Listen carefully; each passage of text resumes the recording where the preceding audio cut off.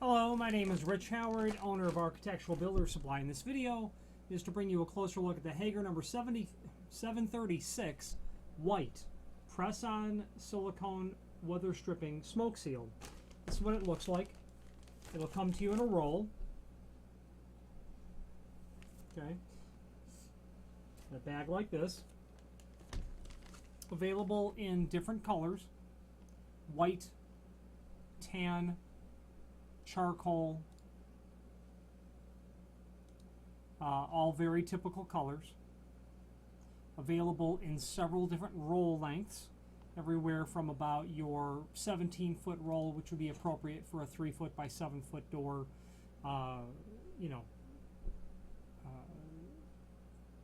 20 up to, 25-foot rolls, 18, 19, 20, 21, 22, 25-foot rolls, 260-foot rolls, and then 520-foot rolls as well.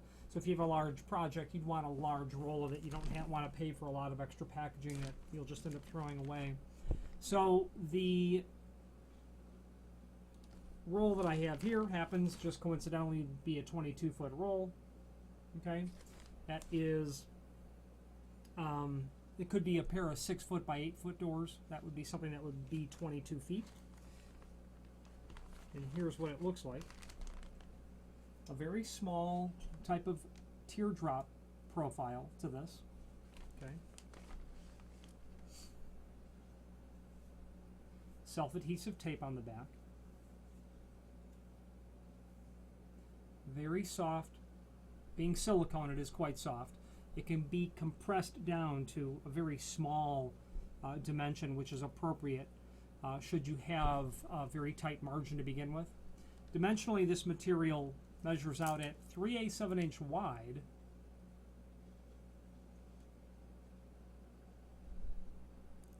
(3/16) when it's not compressed. So small, it's hard to show that to you on the camera. 3/16. Okay. Peel away protective film, used in applications where a smoke seal is required. You can have fire-rated doors, and those same fire-rated doors could also be smoke-rated, or you could just have smoke-rated doors as well. You're going to very commonly see these in hotels on suite entry doors. Those are smoke-rated doors typically, and having this sort of material attached to the frame allows it to be in complete compliance with a smoke-rated sort of opening. There are links below this video. First of all, you've got a link to what's called the product info, which is a handy document to be able to see because it is like a reference to sister-related products. You've got a link also to what's called the product brochure. But let's first move to the installation instructions. Those are actually packaged with the material, and they're very important to read once. At least once, let's just say. However, I would like to give you, and sure enough, that's what it exactly looks like. Okay, your instructions. 2 pages. So your link to the product brochure and the product info are really references to this material and Hager's sister products, so that you can view in one concise sort of format this item and related items, so that you can judge whether or not this material, forget the part number, 736, is appropriate for your application. You might find something there that is more appropriate. You might realize that the 736 isn't exactly what you need. However, the bottom line is the Hager product offering is comprehensive. They have a complete product offering of this material, that the 736 might be the right one for you, or another product offered by Hager might be more appropriate. Now, installation. It's just easiest for me to go through the steps in the sense of then giving my input regarding all the steps. First, pre-cut the jamb and the header pieces to fit in the installation. Before you start to attach it, pre-cut the lengths, miter them if you can at the inside corner, and don't remove the tape just yet naturally, but pre-cut and miter them, because of course you wouldn't run the material in a continuous run around the frame, because those inside corners would be a point of failure. So you want to cut them, make sure that they fit first. You're going to want to then begin to remove the protective backing that is here on the back of the tape. Okay. Now Hager says to do 18 to 24 inches of this removed at a time.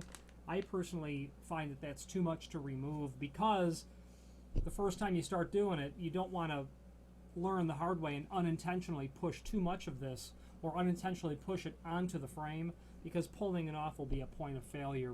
I like working with a shorter length, about a foot or so. And at this point I want to mention keeping the material in its natural state. Don't pull it. Don't make it taut. Just leave it as it is, and you want to just put it on without pulling it tight. Now, before we go further about installation, it should be said the first thing, although it is said, the frame needs to be perfectly clean and free of all dust. It has to be perfectly free of any debris. Anything in this alcohol cloth is going to allow you to help clean the frame, to get it free of all of that debris, any debris that would be on there. Anything on there is going to hamper the adhesive's ability to do its job. In addition to that, if the frame, as it says here for best results on the right side of the instructions, if the frame is significantly cold or too warm, wait, get it to within the right temperature. This adhesive requires the frame to be between 50 and 100 degrees basically, or better 65 to 80, which would be typical room temperature. Any paint that's on the frame must be fully cured for at least 7 days. If anything is not cured paint-wise on the frame, it will hamper the adhesive's ability to do its job.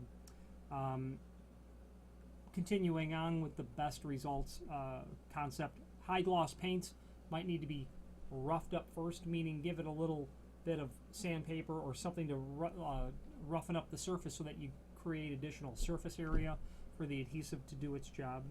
Okay. You want to use firm pressure when applying, like 15 pounds of pressure for sure. Just pushing it straight onto the frame, not rolling it down like this. Don't do that. That will cause the adhesive overnight to come back to its natural state and cause problems. Check the adhesion of the quality of the installation before leaving the job site. If anything's popped off, get it put back in place. You don't want to leave it overnight, because that sort of detachment will cause further failure, is the bottom line. Now, continuing on with the instructions. As I was saying about the instructions, I like working with a shorter amount of length. I don't want to get a wavy sort of result to the job.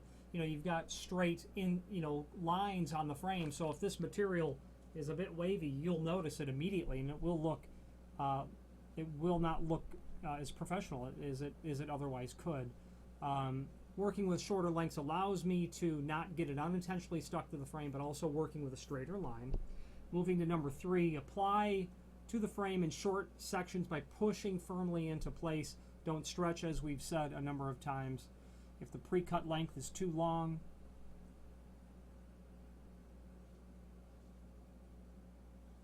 or if some stretching has occurred, remove and reset. That could be problematic. Don't stretch it out at all. You don't want to even have to do that. Although resetting it is possible if you're doing it immediately. Once installed, apply firm pressure along the entire surface to ensure a secure bond. Those instructions work very well with my personal experience installing this material. I have found that it also, other than being a smoke seal, is very helpful at just being a low-cost, easy-to-install method of weather stripping in general. Even in the event where I've used it personally, in a door separating a shop from a warehouse, a shop setting from a showroom, I should say, I've used this to augment, existing weather stripping on a door to help capture and prevent dust from flowing through that opening. When the rear door of the building and the front door of the building are opened, that air seems to come through and carrying with it all the particulate in the air. In this material, just as evidenced on the frame, tells me that does a very effective job. Hager is a, as I said earlier, full-line manufacturer of all things self-adhesive, weather stripping. It doesn't stop there. Of course, the standard material thresholds, perimeter gasketing, door sweeps, material made of aluminum, stainless steel, and architectural bronze. If you have any questions on the Hager number 736 white press-on silicone seal for smoke-rated doors or any other Hager product, please feel free to reach out to us. Thank you very much.